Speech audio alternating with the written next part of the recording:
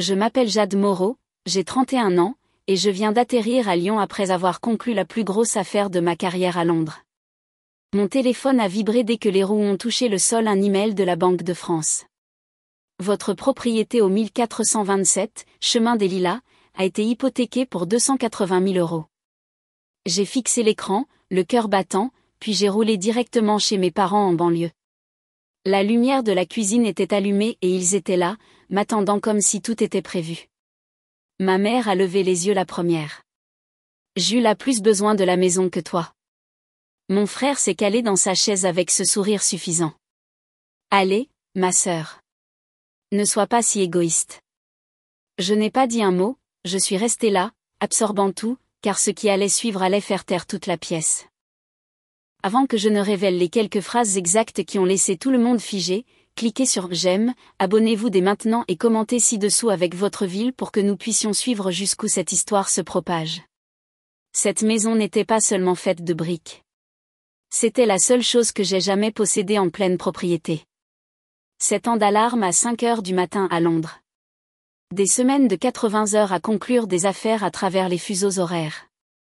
Des dîners avalés froids devant des tableurs lumineux tandis que la pluie martelait la fenêtre. J'ai viré le dernier paiement depuis un hôtel à Singapour. Pas de co-signature, pas de prêt, juste mon nom sur l'acte. Payé en espèces. Une maison de plein pied de 3 chambres en lisière de Lyon avec un jardin assez grand pour le silence. J'avais 24 ans quand j'ai signé les papiers. Jules a eu 16 ans cet été-là. Son anniversaire a explosé dans le jardin fumé du barbecue, musique assourdissante, 20 adolescents criant en jouant au volley-ball. J'ai fait un double service à la pizzeria, de la farine dans les cheveux, de la graisse sur mon tablier, comptant les pourboires pour couvrir mes manuels scolaires. Je suis rentrée à minuit, des serpentins encore accrochés à la clôture et une seule côtelette restante dans le réfrigérateur. Personne ne m'avait gardé une part. La remise des diplômes universitaires a été plus calme, toge noire, siège vide des deux côtés de l'allée. J'ai envoyé une photo au groupe de discussion familiale. Maman a répondu, Jules a de la fièvre, il reste à la maison.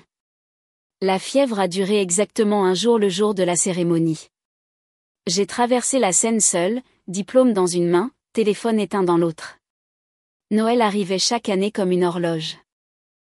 Jules a déballé le vieux pick-up Ford de papa à 17 ans, les clés pendant d'un ruban rouge. J'ai eu un pull de taille trop grande, les manches dépassant mes doigts, l'étiquette encore attachée comme une après-pensée. Je l'ai porté une fois, puis je l'ai plié dans une boîte marquée ou donnée. La maison est restée vide pendant que je cherchais des promotions à l'étranger. J'ai payé un jardinier pour tondre la pelouse, une femme de ménage pour dépoussiérer les étagères. À chaque appel vidéo, j'orientais la caméra vers la cheminée, preuve que j'avais bâti quelque chose de solide. Jules me saluait depuis le canapé du salon de nos parents, les pieds sur la table basse, me demandant quand je rentrerais enfin pour de bon. Je prenais l'avion 2 fois par an, laissant la clé sous le paillasson comme une idiote. Je me disais que le sang signifiait la confiance.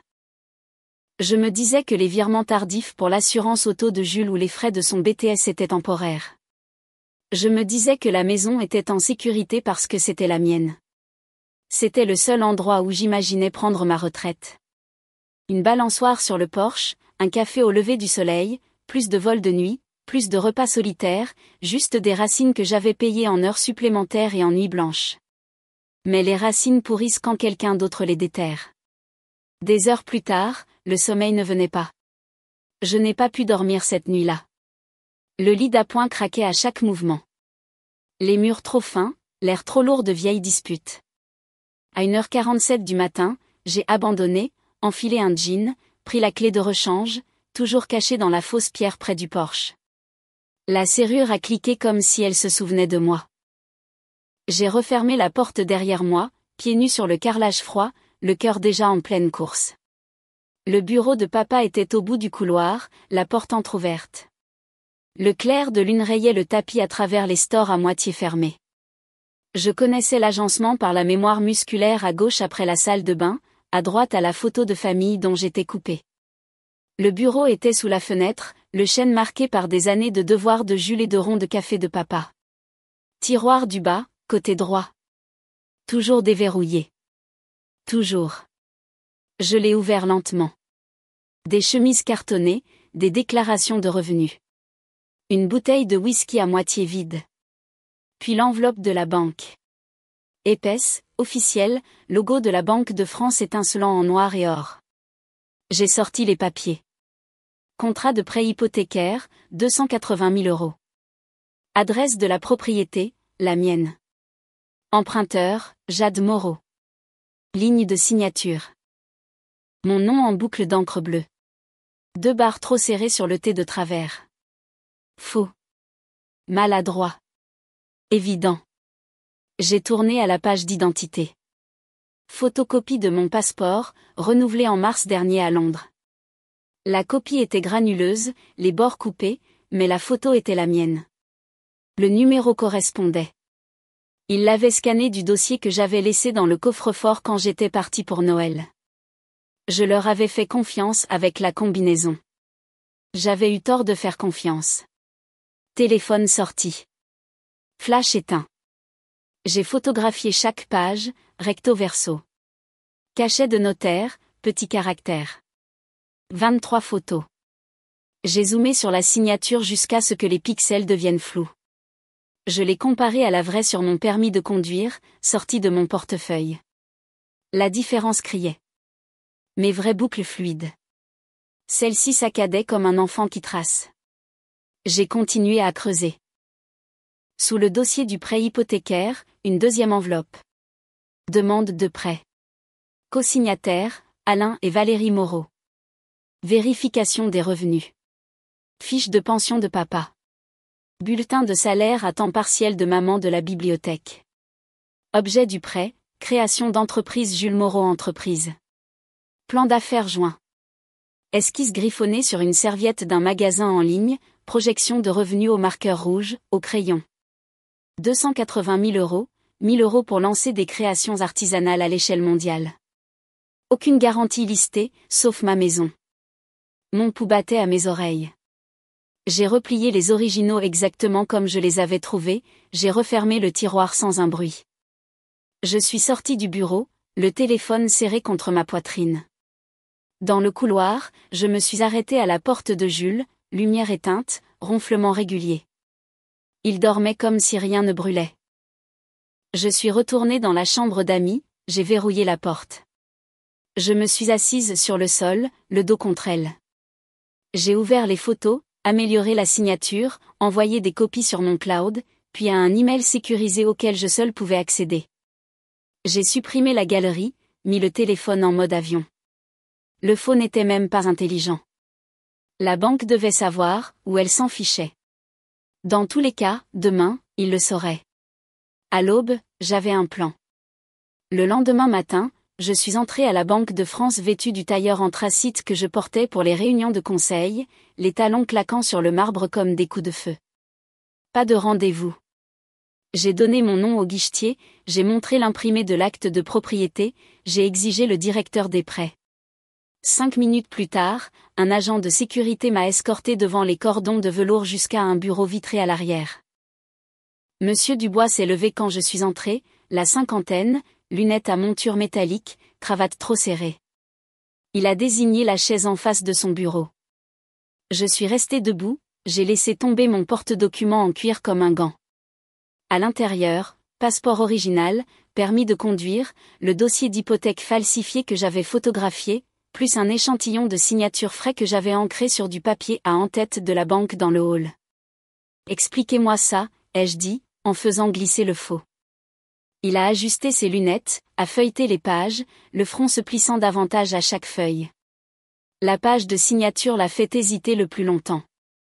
Il a sorti une loupe d'un tiroir, l'a tenue au-dessus de mon nom contrefait, puis au-dessus de l'échantillon que je venais d'écrire. Son souffle a embué le verre.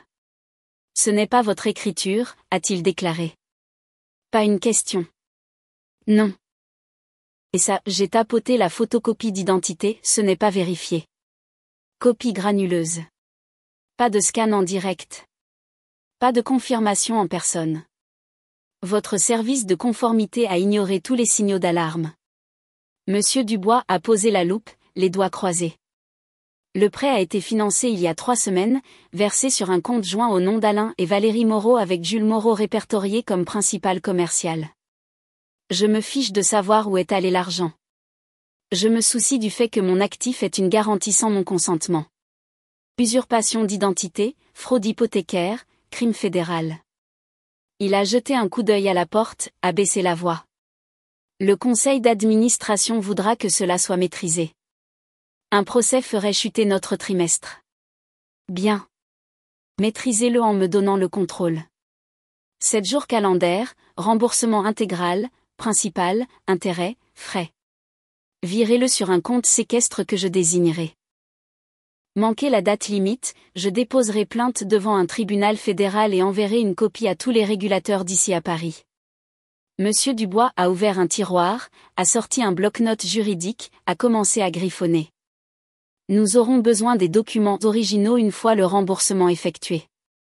Vous obtiendrez des copies propres. Je garde les preuves jusqu'à ce que le virement soit effectif. Il a hoché la tête, a arraché la première feuille, l'a fait glisser. Modèle de lettre de mise en demeure, papier à en-tête officielle de la banque, déjà daté. Nous rédigerons l'avis formel aujourd'hui. Accélération de la saisie si non payée avant le 7e jour. Votre propriété retrouvera un titre de propriété clair une fois la satisfaction obtenue. J'ai examiné chaque ligne, paraphé la marge. Envoyez-le en recommandé avec accusé de réception, copie à mon avocat. Fait. Il s'est levé, a tendu la main. Je ne l'ai pas prise. Une dernière chose, ai-je dit à la porte. Si quelqu'un dans cette agence les prévient avant que la lettre n'arrive, je le saurai. Et votre problème de maîtrise deviendra une action de groupe. Sa main est retombée. Je l'ai laissé pâle derrière la vitre. Cet après-midi-là, j'ai envoyé un SMS. Je lui ai envoyé « Café ». Le comptoir du grain, maintenant. Le comptoir du grain occupait le coin de la rue Sainte-Catherine, un étroit bâtiment en briques avec des tables en bois dépareillées et l'odeur perpétuelle de grain torréfié. Je suis arrivée la première, j'ai choisi la banquette du fond sous le mur de cartes postales anciennes de Lyon, j'ai commandé un café filtre moyen, noir. Le barista, avant-bras tatoué, badge nominatif relais, l'a glissé avec un signe de tête.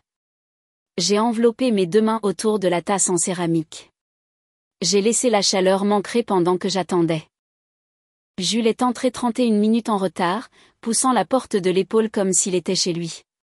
Hoodie gris anthracite, marque premium, logo brodé sur la poitrine. Étiquette de prix coupée, mais la boucle en plastique pendait encore de l'ourlet. Il portait un MacBook rayé sous un bras. Un grand quelque chose glacé dans l'autre, la paille déjà mâchouillée à plat. Il a scanné la pièce, m'a repéré, a levé le menton en guise de salutation. Salut 6, le parking est un cauchemar. Il s'est laissé tomber sur le siège en face. A posé l'ordinateur portable entre nous comme une offrande de paix.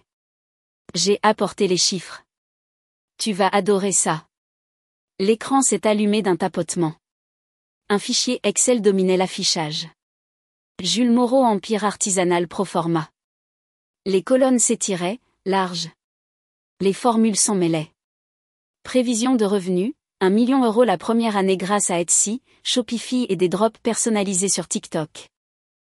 Détail, 50 000 unités d'apprentissage à 20 €. Marketing viral moyen supposé. Onglet, dépenses, 280 000 € au total. 100 000 € d'inventaire, perles, résine, moules. 80 000 € de partenariat avec des influenceurs. 50 000 € de loyer d'entrepôt. 15 000 € signalés en rouge, imprimante 3D haute résolution critique pour les prototypes. Des messages d'erreur parsemaient la feuille, références circulaires, valeurs bloquées dans la ligne de profit, tableau croisé dynamique cassé à cause de cellules copiées. J'ai fait défiler la page des hypothèses, taille du marché tirée d'un article de blog de 2018, concurrence répertoriée comme aucune locale. Dépenses mensuelles, 23 000 € négatifs. C'est ce que la banque a financé, ai-je demandé. Jules a hoché la tête, a siroté sa boisson. Exactement. Ils ont vu la vision. La maison comme garantie a scellé l'affaire. Mais les prototypes vendent le rêve. Cette imprimante me permet de fabriquer des coques de téléphone en résine en 24 heures. Les investisseurs adorent ça. J'ai surligné la ligne de l'imprimante. 15 000 € pour une seule machine, de qualité industrielle, double extrudeuse, capable de fibre de carbone. Il s'est penché en avant, les coudes sur la table. Écoute, prête-moi juste les 15. Je vendrai le premier lot, je te rembourserai avec intérêt. Taux familial. J'ai fermé le couvercle. Le claquement a résonné. Pas un centime de plus. Ses yeux se sont agrandis. Tu ne peux pas être sérieuse. C'est ma chance. Ta chance a mis le feu à mon acte de propriété. Je me suis levée, j'ai jeté mon sac sur l'épaule. 7 jours commencent maintenant. Règle ça sans moi. Je suis sortie. La sonnette a tinté derrière moi. Je n'ai pas regardé en arrière. Dimanche est arrivé trop vite. Dîner du dimanche. 18h pile. Je ne suis pas venue seule. La table en chêne brillait sous le lustre. Le même depuis l'enfance. Marqué par les plats chauds et la sauce renversée. Un poulet rôti fumait au centre. Des pommes de terre en purée empilées, des haricots verts luisants de beurre. Maman, Valérie, s'affairait de la cuisine à la salle à manger, son tablier bien serré, un sourire fragile. Papa, Alain, découpait l'oiseau avec une précision mécanique. Jules affalé dans sa chaise habituelle, téléphone caché sous la table. Je suis entrée la dernière, mon cousin Marc à ma gauche, 64 ans, ancien flic, les épaules remplissant l'embrasure de la porte. Taylor à ma droite. Ma meilleure amie depuis la seconde, maintenant avocate d'entreprise, mallette à la main. Marc portait son blazer de détective à la retraite. Taylor un tailleur pantalon bleu marine impeccable. La température de la pièce a chuté de 5 degrés. Jade, tu as amené des invités. La voix de maman était aiguë, la louche en suspens.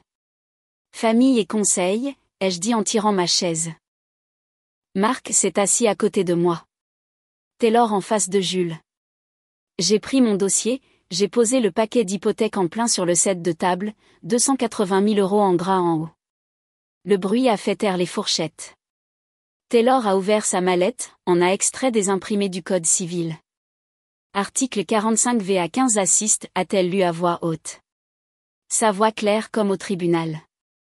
Fraude hypothécaire. Sanctions civiles pouvant aller jusqu'à 500 000 € plus des dommages et intérêts triples et les honoraires d'avocat. Renvoi pénal facultatif.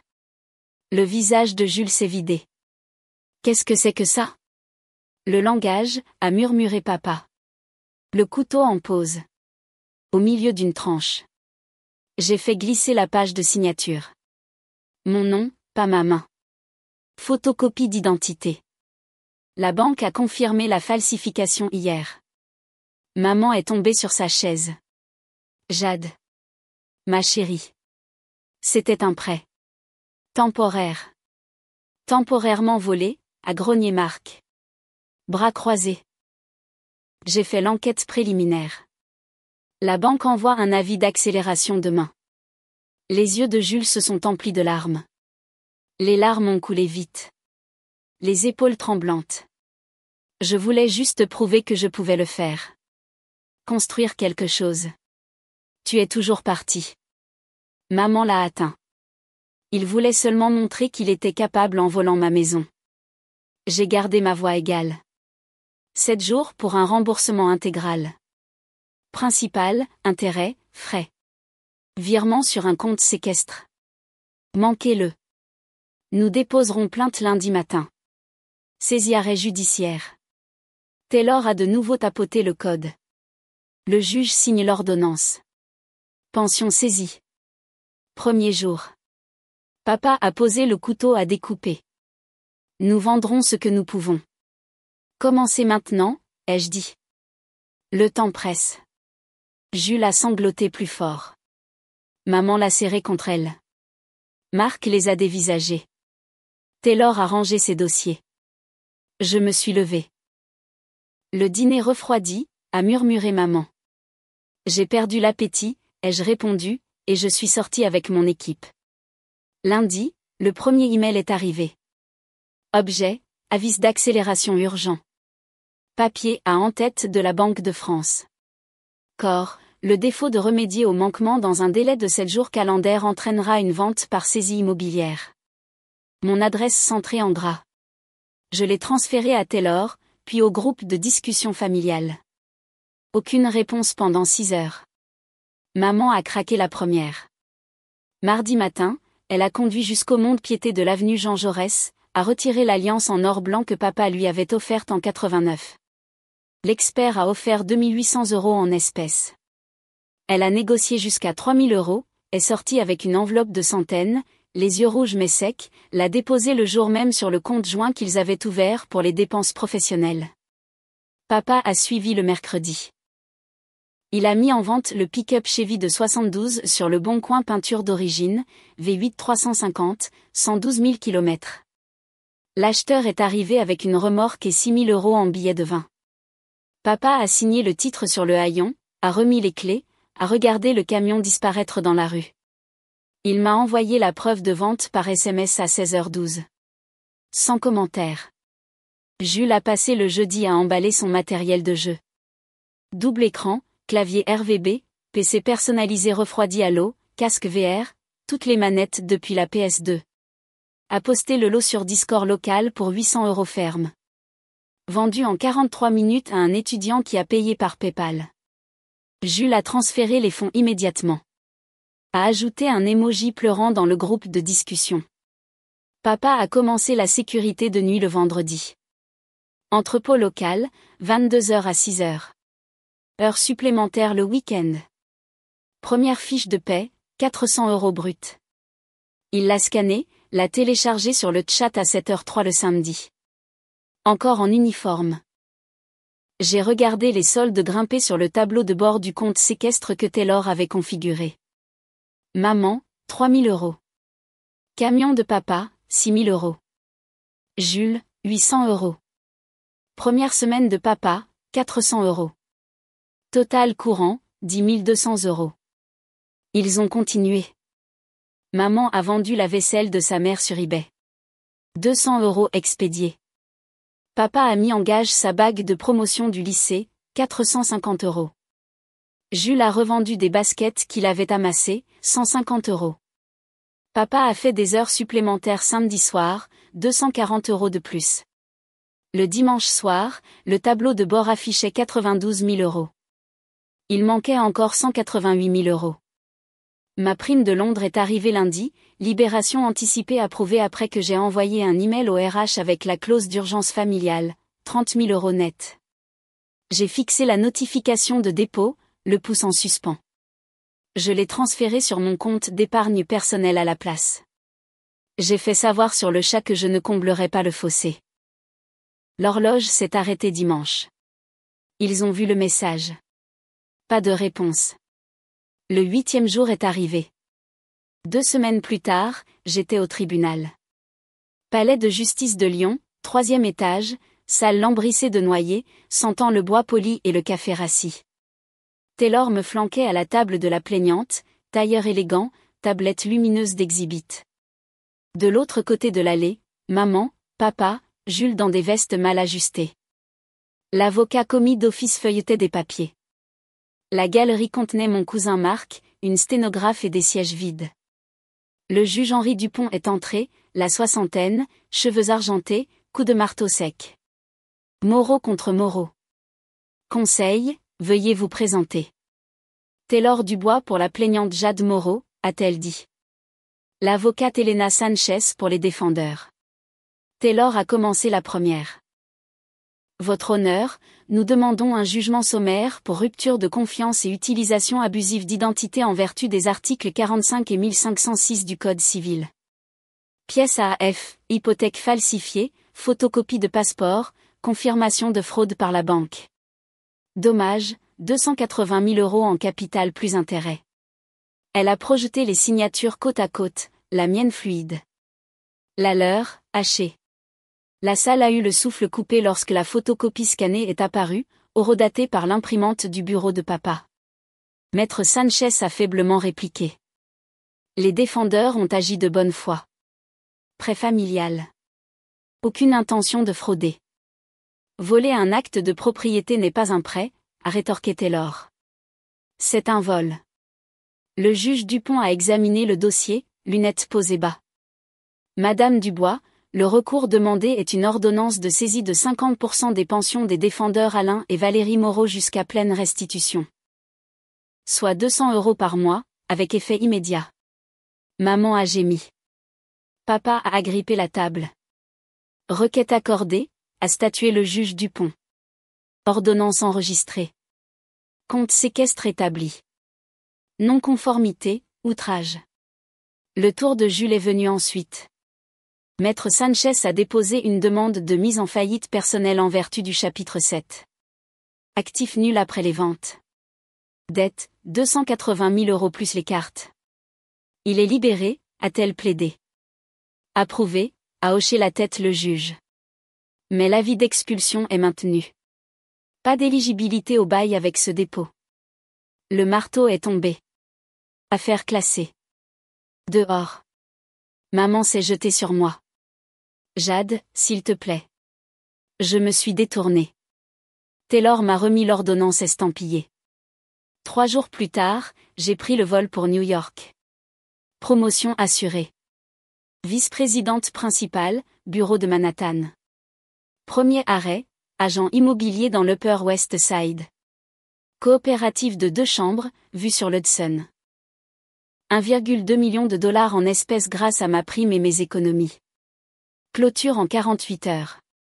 Acte à mon nom seulement. Pas de co-signataire. J'ai déballé seul. Bibliothèque d'abord, puis cuisine. J'ai bloqué tous les numéros. Dimanche soir. Portable de maman. Ligne de travail de papa. Portable prépayé de Jules. Les messages vocaux s'accumulaient. Nous sommes désolés. En boucle avec « tu nous tues ». Supprimé à la lecture. 6 mois se sont écoulés. Pension saisie, 7 200 € au total. Il restait encore 272 800 € dus. Jules faisait du couchsurfing, sans emploi. Maman faisait des remplacements à la bibliothèque. Papa conduisait un Uber. Je marchais tous les jours à Central Park, café fumant, limites intactes. La vraie famille n'est pas le sang. Ce sont les gens qui respectent vos limites.